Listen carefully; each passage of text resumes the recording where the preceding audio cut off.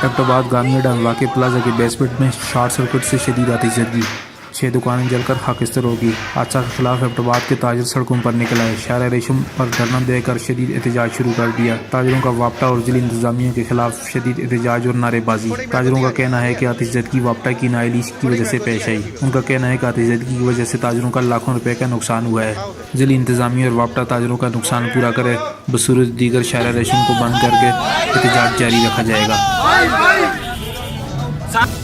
Telephone गई है जी, पहली बार यारा जी आग लग गई है जी। मैं उस वक्त 112 वाले ने कॉल की थी, थाना कैंट SHO और थाना कैंट मतलब किया और मार्केट के मालक का उसी दिन नाल बापडा भी किया।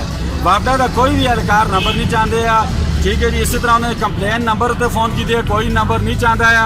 SDO के नंबर नंबर नहीं चाहता है।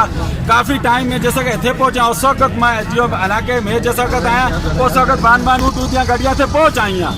उन्हों का जोड़ा है जी वो सिर्फ ऐसा देखते कि बिजली बंद हो तो असी जोड़ा है जी अपना काम शुरू करना, ठीक है जी। उस हवाले जोड़ा है जी वापडा के जिसले SDO में कॉल आई मेरे साथ दसा उन्हें तकरीबन अद्धे घंटे बाद जो कि बिजली बंद की थी और साढ़ा जो नुकसान होया ये करोड़ों रुपये नुकसान होया सिर्फ बिजली लेट बंद कर।